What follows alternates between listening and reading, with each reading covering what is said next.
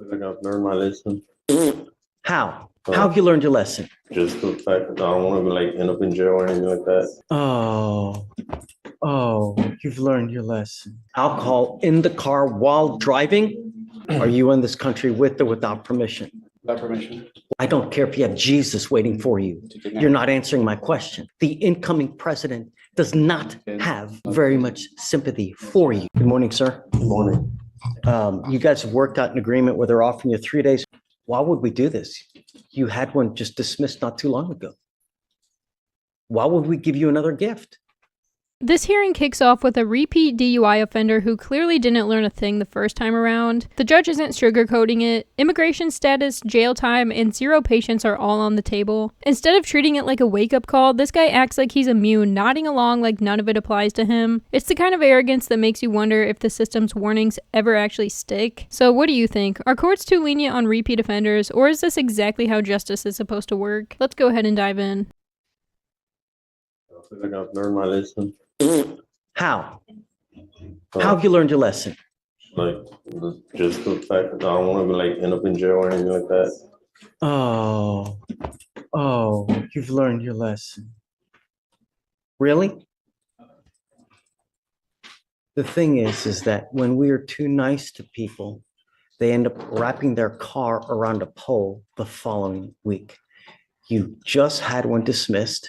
Was it due to a PTI? Yes, it was, Judge. You didn't learn a damn thing because now you're back with another DWI and you want me to take this time served so you can go around again? How have you learned any possible thing, Mr. Lara? Tell me.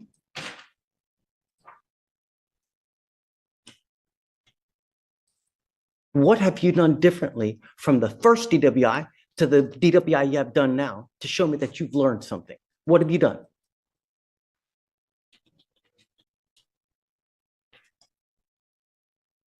I want you to understand one thing, sir, is that you now are building yourself a house with the priors that you have. At some point, that house is going to crack, cave, and your ass is going to fall through. From now on, you will now be looking at a minimum of 30 days in jail. The proverbial slap on the wrist is gone because now, as a matter of fact, with your priors, you're looking at a minimum of 90 days in jail for anything that you pick up from now on. You will also now be required to pay the fines, fees, and surcharges with this case. And I'm going to tell you, if you don't, every $100 that you owe, you will sit in jail for 1 day. You now will have around $4,000 in surcharges that you will be responsible for. And if you don't, there's going to be a heavy, heavy toll to pay. One way or the other, we are going to reach you, Mr. Lara. And if it's kicking and screaming you, dragging you into jail, all we want are our streets to be safe. That's all we want. Speak up. Yes, sir. No more games.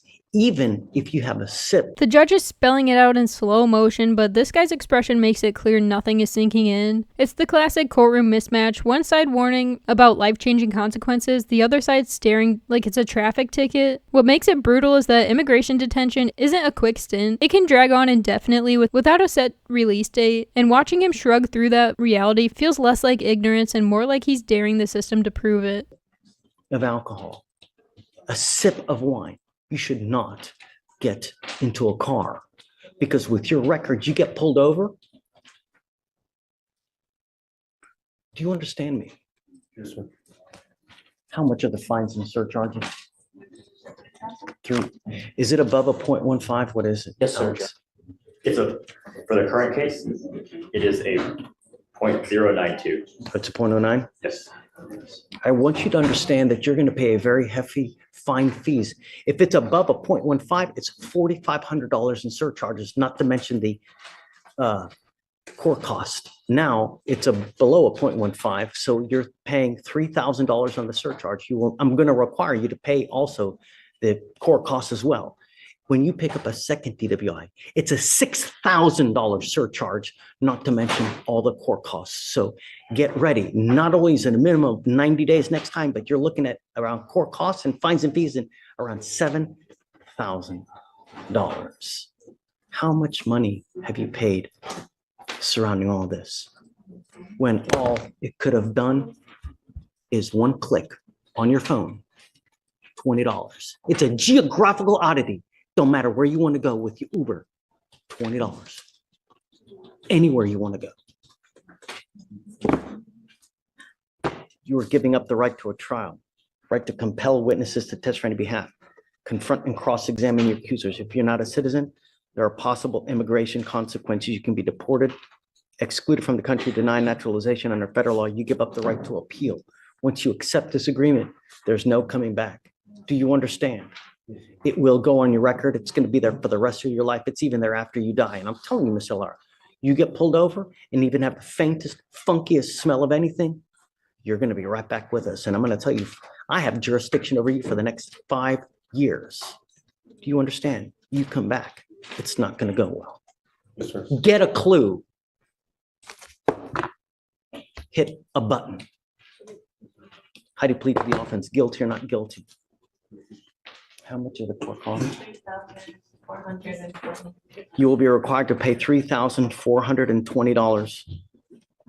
I will give you time to pay it because we're not here to break your bank. But I want you to understand that we mean business. And the way that we do it is this way. If you don't pay $100, for every $100 that you owe, it is 1 day in jail. So you can imagine on $3,500 how much time you'll be doing. You understand? All right. Good luck to you. Thanks, Chief. I'm suspending his license for 6 months as well, 180 days. All right, Eddie, Yes, sir, Judge. get your boy, man. Christian Martinez Velasquez. Sí. Yes. Mr. Martinez Velasquez, you're charged with driving while intoxicated. You're facing up to 6 months in jail and or a $2,000 fine. We're going to Another DUI hits the docket and it's deja vu all over again. Same setup, same outcome waiting to happen. The twist this time is the open container in the car, which basically hands the prosecution free ammo. You can watch Judge Fleischer's composure slip because when every hearing feels like a rerun, the patience runs out quick. The bigger problem is that nothing here feels preventative. It's punishment on a loop, hoping eventually one of these guys actually learns. do probable cause. You have the right to remain silent. Anything you say can or will be used against you. You have the right to have an attorney present. If you cannot afford one, one will be appointed to you, sir. Yes, Judge. On November 7th, 2024, the officer alerted dispatch about a traffic hazard regarding the defendant's motor vehicle after observing it sway in the moving lane of traffic, impede traffic when the defendant had the green light, and upon contact with the vehicle, the officer observed the defendant to be asleep in the driver's seat. The defendant's foot was on the brake and the vehicle was on. After the officer woke the defendant by banging on the window, he seemed disoriented, and the officer observed glossy, bloodshot eyes, an odor of an alcoholic beverage, and slow movements. The officer observed an open Modelo beer can in the cup holder next to the vehicle. Alcohol in the car while driving? Yes, Your Honor. And the defendant admitted to drinking 3 beers and 1 shot before driving. Standard field sobriety tests were administered. HGN 6 out of 6, walk and turn 4 out of 8, 1 leg stand 0 out of 4. The DIC was read and the defendant consented to Brat. The results were .087 and .086. Mr. Martinez Velasquez, I'm going to find that there's probable cause to go forward with your case. Are you a citizen of the United States? No, Are you in this country with or without permission? without permission. What happens if you go to jail?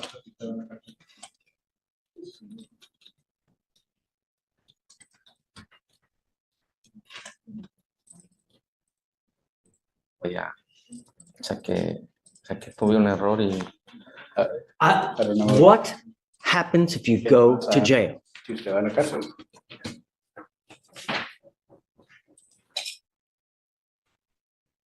Are you in this country with or without Es permission? como sin permiso. sin permiso. Without permission. What happens if you go to jail? O sea, si usted va a la cárcel.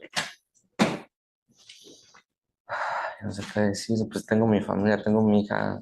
I don't know what to say. I have my family, I have my daughter. I don't care if you have Jesus waiting for you. Si tiene- You're not answering my question. What happens if you go to jail? pasa si usted va a la cárcel? I want you to ¿Qué le think. pasa? Quiero que piense. Pues que voy a estar no voy a estar libre, voy a estar en un lugar donde no quiero estar por mis consecuencias. I wouldn't be free. I would be somewhere I wouldn't want to be because, as a consequence, You are not in this country with permission. no está en el país. If you go to jail, Si usted va a la cárcel, immigration sweeps the jail every cárcel, couple hours. If they find you in the jail, they will put an immigration detainer on you, and you will be stuck like Chuck in jail until this case is over with. And then you get shipped off to immigration, where you will sit for another 6 to 9 months waiting for them to do whatever they're going to do.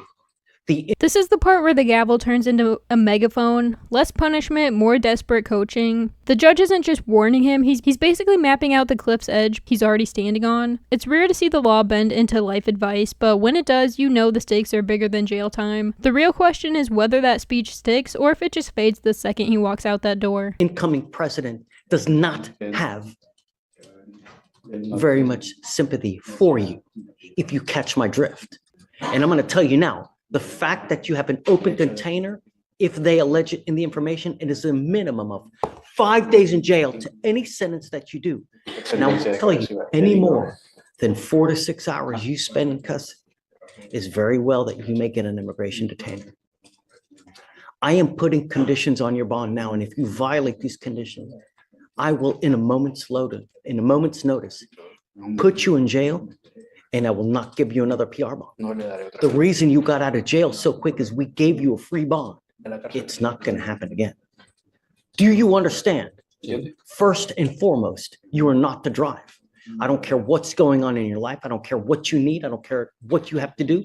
Kids, groceries, Jesus, don't drive. You will be signing an affidavit.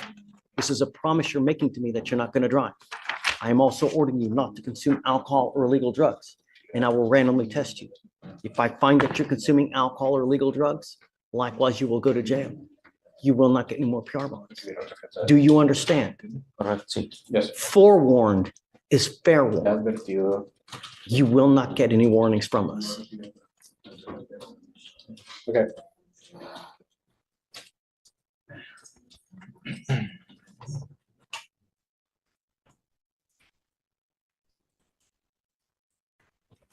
We are going to reset your case to give you time to hire a lawyer.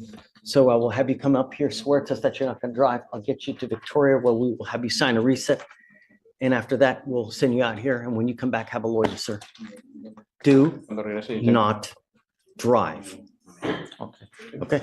2 cases back to back, and both of them prove how little really changes when warnings go in one ear and out the other. The court isn't built to babysit forever, but it keeps trying until ICE or another agency decides to finish what the judge can't. It's less about second chances at that point and more about paperwork delays and the slow grind of a system stretched thin. What I find wild is how a single courtroom can feel like both punishment and probation office rolled into one. So I'll throw it to you. Should judges keep playing patient counselor or cut it short and let the system handle the fallout?